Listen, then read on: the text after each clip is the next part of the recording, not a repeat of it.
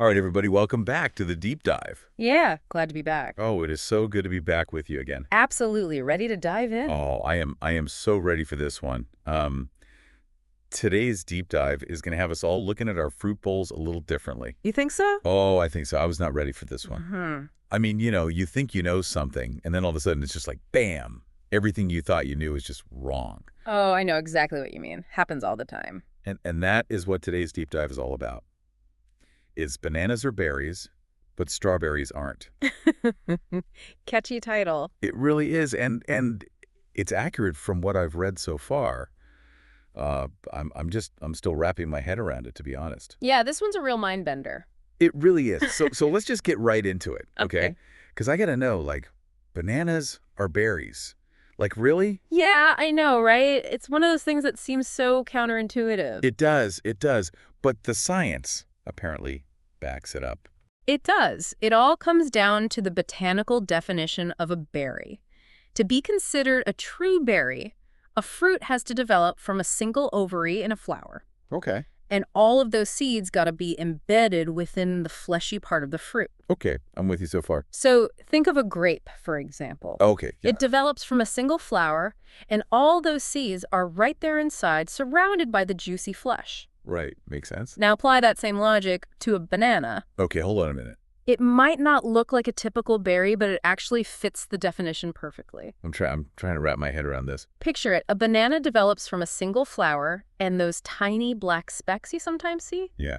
Those are actually rudimentary seeds embedded in the flesh, just like a grape. Whoa, okay, I think I see what you're saying. It's all about the structure, not necessarily the shape. So we've been peeling berries this whole time. Exactly. Okay, so then why, if bananas can be berries, why aren't strawberries berries? Ah, strawberries, they're the ultimate tricksters of the fruit world. They might look like the classic berry, but they're actually something called aggregate fruits. Aggregate fruits. Aggregate fruits, yep. Okay, what does that even mean? So this means they develop from multiple ovaries within a single flower. Hold on, multiple ovaries. Multiple ovaries, yeah.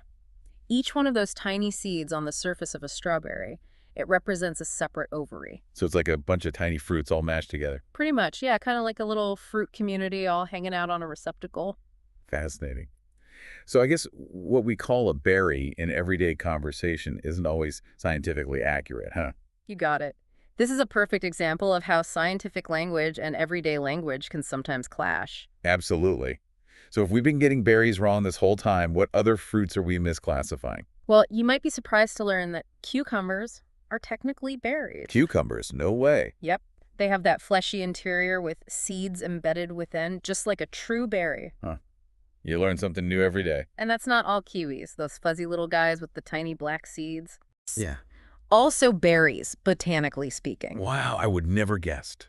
And here's the real kicker. What's that? Eggplants. Those long purple vegetables we all know and love. You're not going to tell me those are berries, too. Guess what? They are. They meet all the criteria. Single ovary, seeds embedded in the flesh, the whole 9 yards. Okay, my mind is officially blown. I mean, we eat these things all the time, and we have no clue what they really are. It's pretty wild, isn't it? It makes you realize that the plant world is full of surprises. It really does. Does knowing the botanical definition of a berry change how you see these fruits? Honestly, for me, it just makes them more interesting. It's like getting a glimpse behind the curtain, seeing the hidden workings of nature. I can see that. I gotta say, I agree. And it just makes you want to go out there and learn more about the world around you. I totally agree with that. So listeners, next time you're snacking on a banana or slicing up a cucumber or even grilling an eggplant, remember you're dealing with berries. Poob. In disguise. Exactly. And hey, who knows? Maybe this deep dive will inspire you to do some berry-related research of your own. There's a whole world of fascinating fruit facts out there. There really is. So keep those minds curious, keep exploring, and we'll catch you on the next deep dive. See ya. Bye, everybody. Bye.